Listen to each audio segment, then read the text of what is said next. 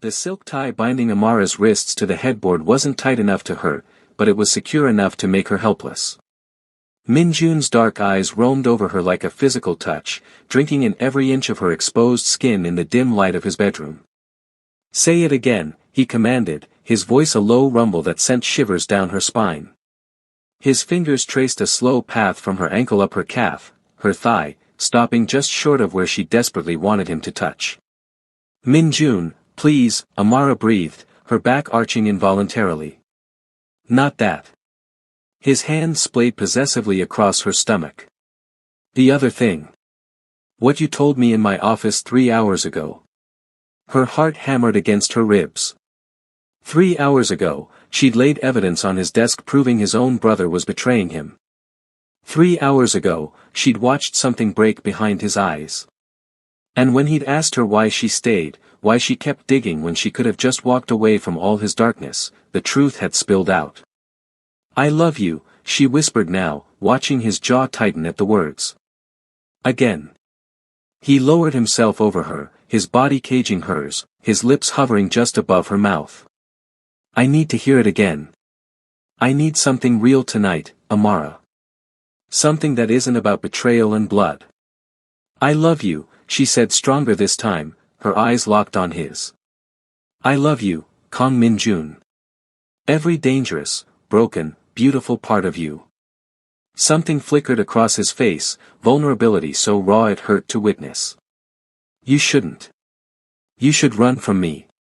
I know. But I won't. You don't know what I'm capable of. What I'm going to have to do to my own brother. I know exactly who you are." She strained against the silk binding, wanting to touch him, to hold him. "And I'm still here. I'm still yours." His control shattered. The kiss was devastating, possessive, almost desperate. His hands mapped her body like he was trying to memorize every curve, every response, like he was drowning and she was air. When he finally freed her wrists, her fingers immediately tangled in his hair, pulling him closer, closer, never close enough. "Promise me," he said against her throat, his breath hot on her skin. "Promise me that no matter what happens tomorrow, no matter what I have to do, you won't leave me."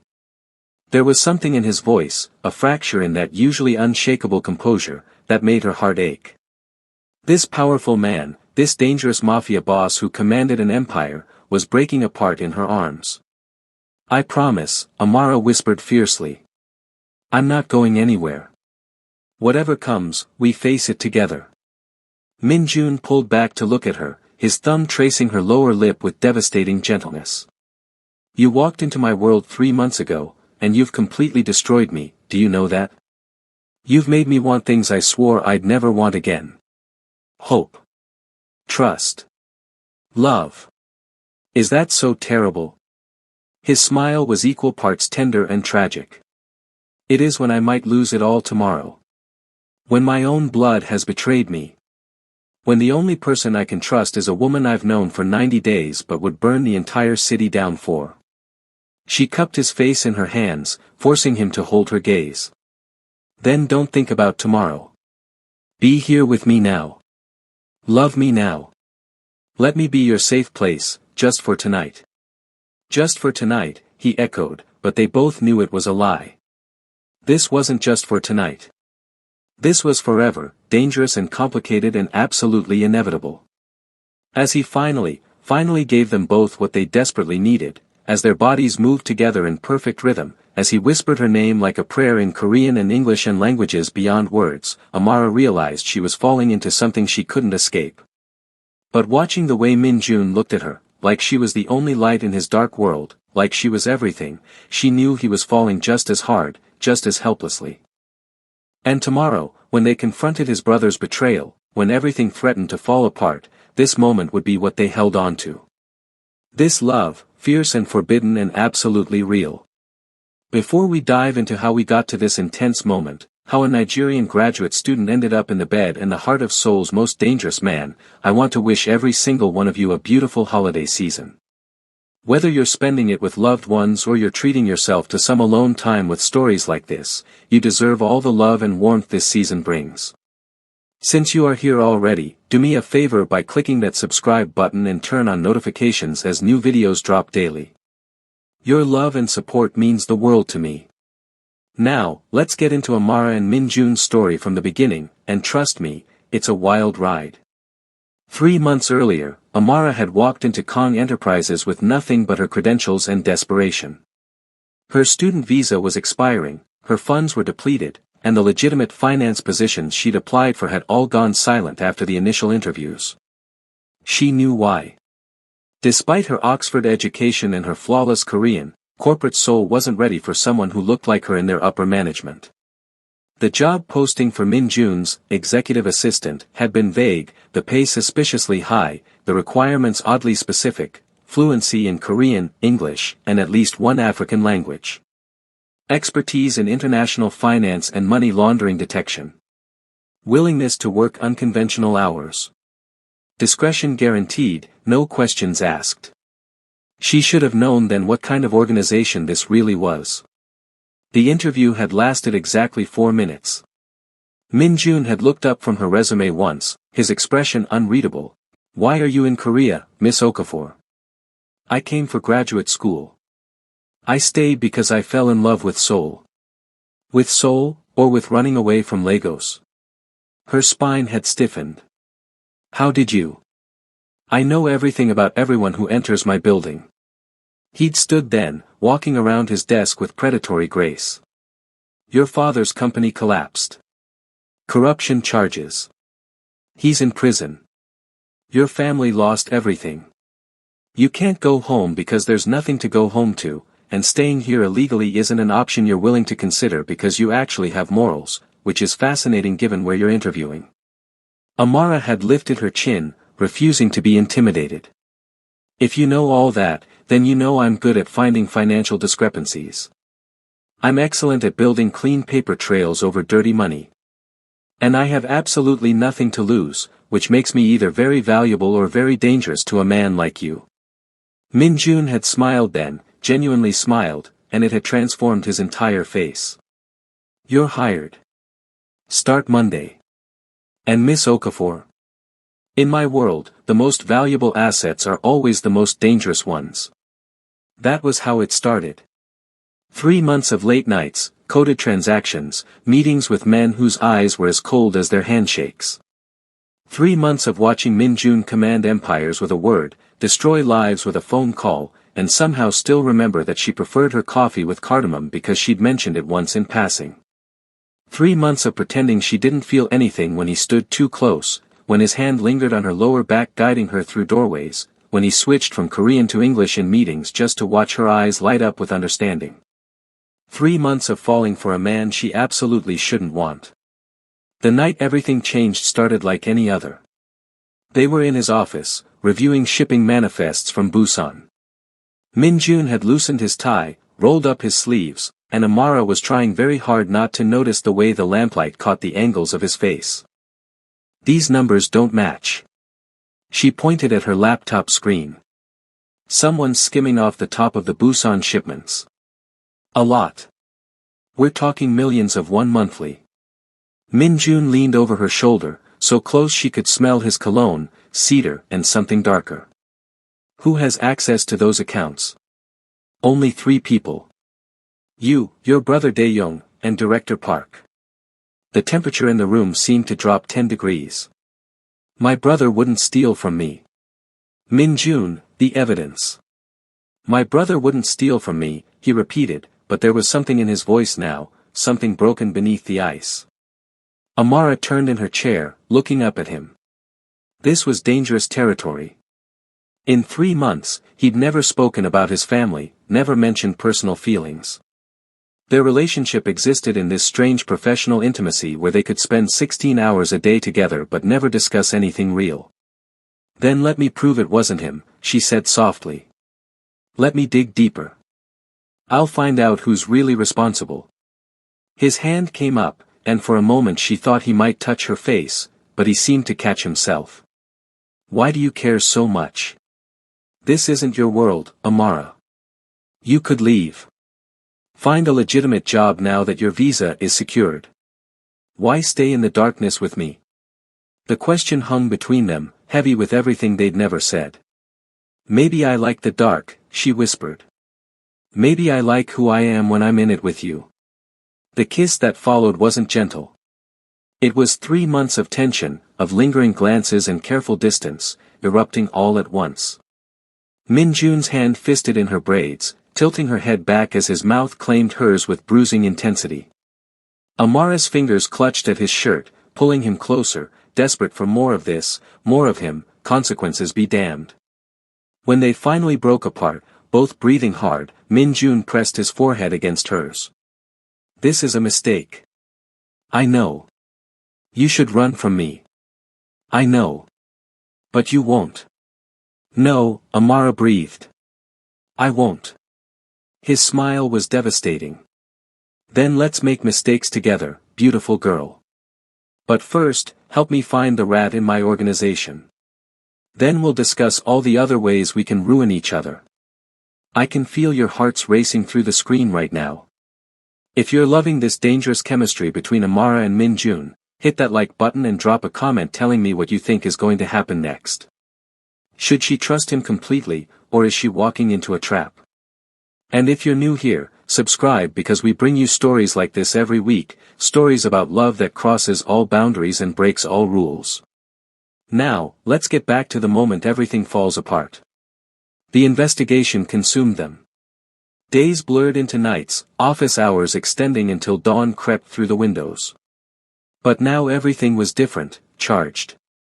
Min Jun would stand behind her as she worked, his hands on her shoulders, lips brushing her temple. She would bring him coffee and he'd pull her into his lap, stealing kisses between conference calls with distributors in Shanghai. They hadn't slept together, not fully. It was as if both of them knew that once they crossed that final line, there would be no going back, no pretending this was just physical. So they existed in this excruciating in-between, all heated touches and desperate kisses that never went quite far enough. But the evidence Amara was finding got darker, more damning. And it all pointed to Kang Dae-young, Min Jun's younger brother, the only family he had left after their parents' death 5 years ago. She was dreading the conversation she needed to have. It was a Friday evening, snow falling outside, Seoul transforming into a winter wonderland that felt at odds with the ugliness she was about to reveal. Min Jun, we need to talk about what I found. He looked up from his phone, immediately reading her expression. Show me. Amara pulled up the files, the bank transfers, the shell companies all traced back to Dae-young's associates. He's not just skimming. He's building his own operation. Using your connections, your protection, but creating a separate network.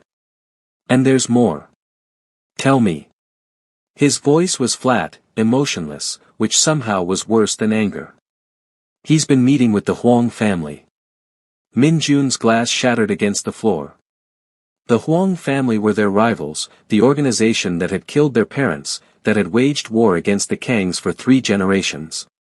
He wouldn't, Min Jun said, but he sounded hollow. Not with them. Not after what they did to our mother. Amara moved to stand in front of him, taking his face in her hands. I'm so sorry. I wish I was wrong. I double-checked everything. I triple-checked. I even ran it by an outside source to make sure my feelings for you weren't clouding my judgment. Something flickered in his eyes. Your feelings for me? Min Jun, she hesitated. They'd kissed, touched, spent nearly every waking moment together, but neither had spoken the words, made it real. He stood abruptly, pulling her against him, one hand spanning her waist, the other cupping the back of her head. Say it, Amara. I need to hear something real right now. Something that isn't about betrayal and blood. I love you, she whispered against his chest. I know it's crazy and fast and probably the most dangerous thing I've ever felt, but I love you, Min Jun. I love your brilliance and your brutality. I love how you remember small things about me. I love how you code switch languages when you're tired. I love all of it, all of you, even the parts one probably shouldn't. His grip tightened. I've killed people, Amara. I've done terrible things. I know. I'll probably do more terrible things. I'm going to have to confront my brother. That confrontation might end in blood. I know. He pulled back to look at her, his eyes searching hers. And you still love me? I'm not naive about who you are. I love you knowing exactly what you're capable of. Does that make me broken too? It makes you mine, Min Jun said fiercely. It makes you absolutely mine, and God help anyone who tries to take you from me. The kiss was different this time, slower, deeper, a promise and a claim all at once. When he lifted her onto his desk, scattering the incriminating papers about his brother, when his hands slid up her thighs, when she wrapped her legs around him and felt him hard against her, it felt like falling and flying simultaneously. Not here, he murmured against her throat. Not like this. When I have you properly, completely, it won't be surrounded by evidence of my family's betrayal. It'll be in my bed, with all night to worship every inch of you the way you deserve. Amara shivered at the promise in his words. So what happens now? Min Jun's expression hardened, the lover disappearing behind the Mafia boss. Now I invite my brother to dinner and give him a chance to explain himself before I decide whether he lives or dies. The family dinner was set for the following Tuesday at Min Jun's private residence, a stunning Hanok-style house in Bukshan that somehow managed to feel both traditional and modern. Amara wasn't supposed to attend, it was family business, but Min Jun had insisted. You stay by my side, he told her. Always now. I trust you more than my own blood, which should terrify me, but somehow it doesn't. Dae-young arrived exactly on time, all easy smiles and expensive streetwear, looking nothing like a man plotting against his own brother. He was younger than Min Jun by 3 years, handsome in a softer way, without the sharp edges that made Min Jun so dangerous. His eyes widened when he saw Amara. Hyung, you didn't mention you were bringing your assistant. Amara isn't just my assistant anymore, Min Jun said calmly, his hand settling possessively on her lower back. She's under my personal protection now. Anything you say to me, you can say in front of her. Something flickered across Dae-young's face, too quick to read. Personal protection. That's quite the promotion. Congratulations, Amara SSI. They sat for dinner, an elaborate spread that none of them really touched. The tension was suffocating. Amara watched both brothers, seeing the resemblance and the differences, the way they moved around each other with practiced caution. Finally, Min Jun set down his chopsticks. The Busan shipments. The missing money. Want to explain? Dae-young went very still. Hyung, I don't know what. Don't insult me by lying. Min Jun's voice was soft, deadly. I have bank records. Shell companies traced back to your associates. Meeting logs with the Huang family. Don't lie to me. The younger brother's expression shifted, the easy charm falling away to reveal something harder underneath. You had me investigated. Your own brother. You stole from me. My own brother. I was building something of my own.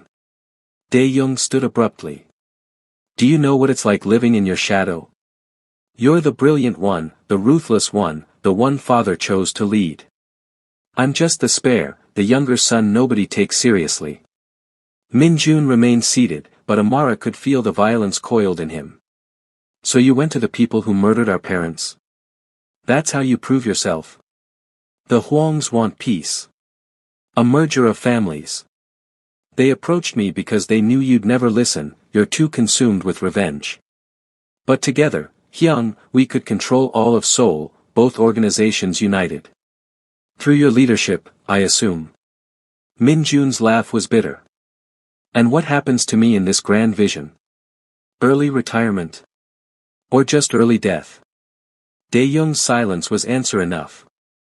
The room exploded into motion. Min Jun lunged across the table, and suddenly both brothers were grappling, years of resentment and love and betrayal playing out in violence. Amara screamed as they crashed into furniture, as she saw the glint of a knife in Dae-young's hand. She didn't think.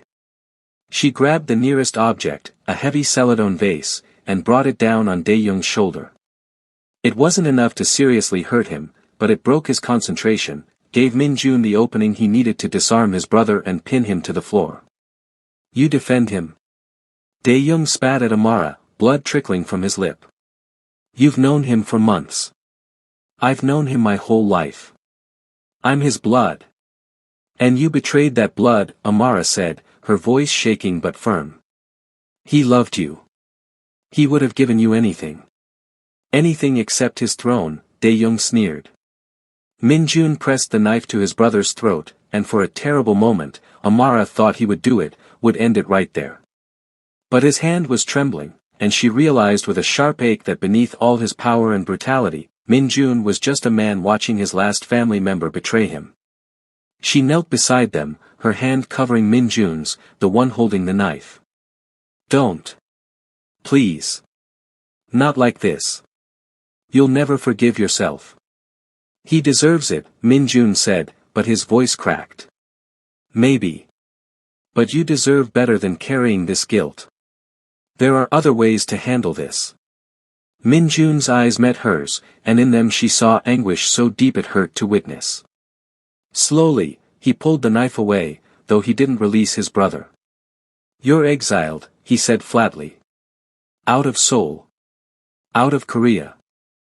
I'll give you enough money to start over somewhere far from here, but if I ever see you again, if you ever contact me, if you ever even think about coming back, I will kill you. Family or not, I will end you. Do you understand? Dae-young's laugh was hollow. So merciful, Hyung. I'm sure she's very impressed with your restraint. Don't speak about her, Min Jun snarled. Don't even look at her. She's the only reason you're still breathing. After Dae-young was escorted out by Min Jun's men, with instructions to put him on a plane to somewhere distant by morning, the house fell silent. Amara found Min Jun standing at the window overlooking his garden, snow falling softly outside, his shoulders rigid with tension. You should leave me too, he said without turning around. Everyone I love either dies or betrays me. You should run while you still can.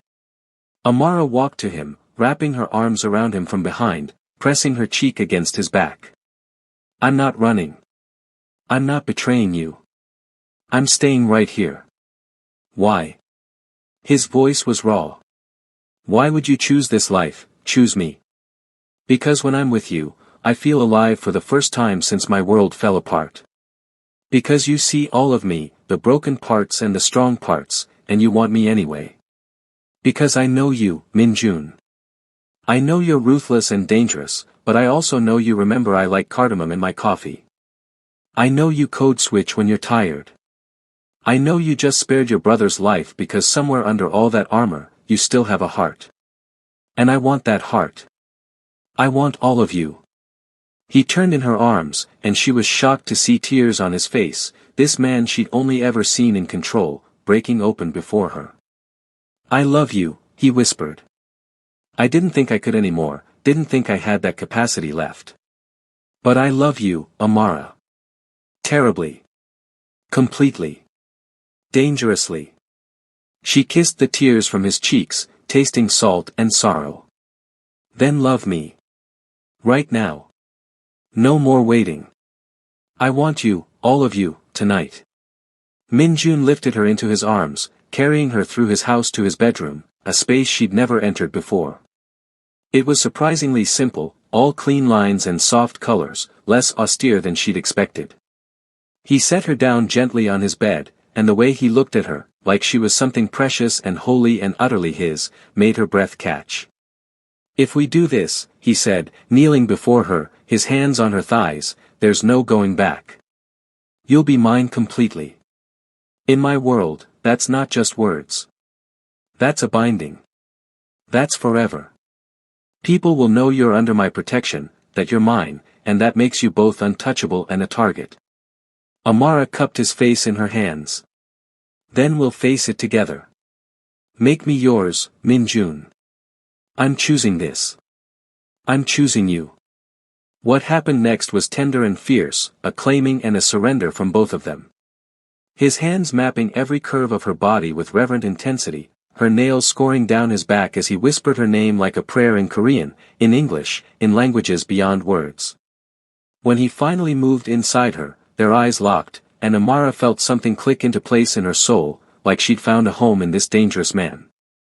Afterward, wrapped in his arms, his fingers tracing lazy patterns on her skin, she felt him relax for the first time since she'd met him. "Stay with me," he murmured into her hair. "Not just tonight. Always. Move in here. Be by my side in all things. Are you sure? That's fast, even for us." His arms tightened around her. "I've spent my whole life being careful, being strategic. And it still didn't protect me from betrayal. So yes, this is fast. But it's also right. You're right. The only right thing in my world." "Then yes," she whispered. "Yes to all of it." But peace, Amara was learning, was always temporary in Minjun's world. 2 weeks after Dae-young's exile, 2 weeks of domestic bliss where she'd moved into Minjun's home and they'd fallen into a rhythm of work and intimacy that felt almost normal, the threat started. First, it was a message. A single text to Minjun's private number, the one only family had: "You chose her over blood. Now pay the price." Then the photos, images of Amara at the market, at her favorite coffee shop, getting into Minjun's car. Always just her, always with crosshairs drawn over her face. "It's Dae-young," Minjun said, his voice tight with fury.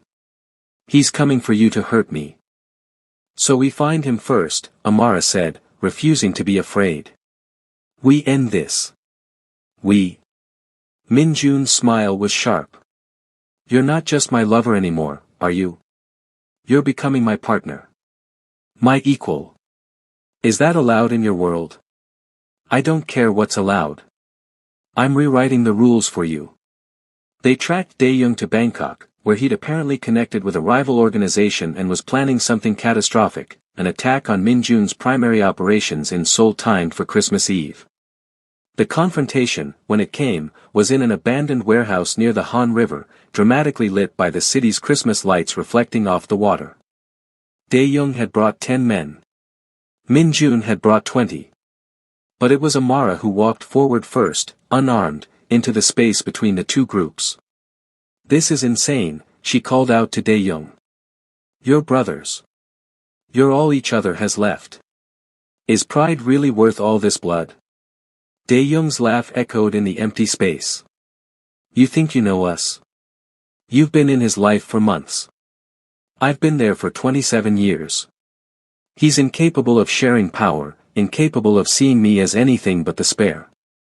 So prove him wrong," Amara challenged. "Not by destroying what your parents built, but by building something worthy yourself. You have the seed money he gave you. You have connections. Start over properly, not with revenge but with vision. Why do you even care?" Dae-young demanded. "I threatened you. I put crosshairs on your face." "Because he loves you," Amara said simply, gesturing back at Minjun, "and he's breaking apart trying to choose between justice and family. Because I know what it's like to lose everything and have to rebuild. Because this, tonight, all this violence, it doesn't have to be how this story ends." There was a long, terrible silence. Then Dae-young lowered his gun. "You're either incredibly brave or incredibly stupid," he said to Amara. "Probably both," she admitted. Minjun stepped forward, standing beside her, presenting a united front. "I should have seen you, really seen you, not just as my younger brother but as your own person. I should have given you real responsibility, real power, not just orders. That's on me." Dae-young's expression wavered. "Hyung. But you," Minjun continued, his voice hardening, "you went to our parents' murderers. You threatened the woman I love. Those things can't be forgotten, even if they're forgiven. So here's my final offer. Take the money. Build something in Bangkok or Singapore or anywhere that isn't my territory. In 5 years, if you've proven yourself legitimate, if you've built something real without using our family name, we'll meet again as equals. Maybe not as brothers, not anymore, but as allies. That's the best I can offer. I need you to pause and tell me in the comments right now, should Daeyoung take the deal? Can these brothers ever truly reconcile, or is some betrayal too deep to overcome? Hit that subscribe button because this story arc isn't over, we'll be revisiting these characters. And smash that like button if your heart is still racing from all this drama. Now, let's bring this home. Daeyoung accepted the deal. It wasn't a happy ending, not really, but it was an ending without more bloodshed, which in their world counted as a miracle. Christmas Eve found Amara and Min-jun in his penthouse office, the city spread out below them in a carpet of lights, the whole of Seoul celebrating while they finished the last of the paperwork closing out Daeyoung's accounts. You know, Min-jun said, pulling her into his lap, 6 months ago I was alone. Powerful but alone. And now I have you. Somehow you walked into my world and made me want to be better, not just stronger. Amara laced her fingers through his. You make me braver. Before you, I was just surviving. Now I'm living. Dangerously, he pointed out with a smile. The best kind of living, she agreed. He reached into his desk drawer, pulling out a small box. Inside was a ring, a stunning black diamond surrounded by smaller white ones, unique and unexpected and absolutely perfect. In my world, he said softly, this is a promise. A binding. Marry me, Amara. Not because it's conventional or safe, but because I can't imagine my future without you in it. Because you're my conscience and my courage. Because I want to build something with you that isn't about territory or power, but about us. Amara's vision blurred with tears. You're supposed to be this ruthless mafia boss. You're not supposed to be this romantic. Only for you, he promised. Only ever for you. So what do you say? Will you marry a dangerous man and live a dangerous life? She kissed him deeply, pouring everything she felt into it, all the love and fear and absolute certainty. Yes. Yes to all of it. Yes to you. As he slid the ring onto her finger, as they sealed the promise with more kisses that turned heated, as he cleared his desk with one sweep and lifted her onto it with clear intent, Amara marveled at her life. 6 months ago she'd been desperate and alone. Now she was engaged to Seoul's most dangerous man, working by his side, loving him with everything she had despite and because of all the darkness. Spread these wider, Min-jun murmured against her throat, his hands on her thighs, echoing those words from their first intimate moment. Let me see all of you. Every perfect inch. Always, she promised. You get all of me, Min-jun. The good, the bad, the broken, and the brave. All of it. And you get all of me, he vowed. My empire, my demons, my heart. Especially my heart. Outside, Seoul celebrated Christmas with lights and music and joy. Inside, two people from different worlds, bound by love and danger and absolute certainty, celebrated their own miracle, the impossible love that had transformed them both. It wasn't a fairy tale. It was better. It was real, messy and passionate and dangerous and absolutely true. And as Amara wrapped herself around the man she loved, as they lost themselves in each other while the city sparkled below, she knew she'd choose this life, this love, this dangerous beautiful man, over and over again. Because some loves are worth every risk. Some loves are worth burning the whole world down for. And what she and Min-jun had, forged in darkness and sealed in passion, was exactly that kind of love. Forever dangerous.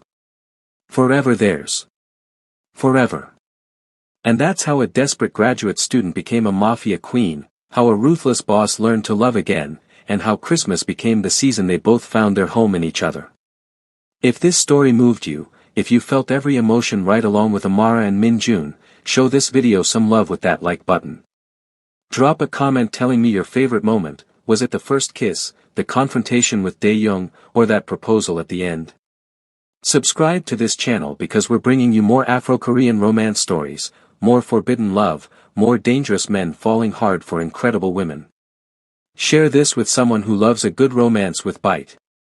And remember, the best love stories are the ones that break all the rules. Until next time, Keep believing in love that transforms, in passion that transcends all boundaries, and in your own power to rewrite your story. Merry Christmas, and I'll see you in the next one.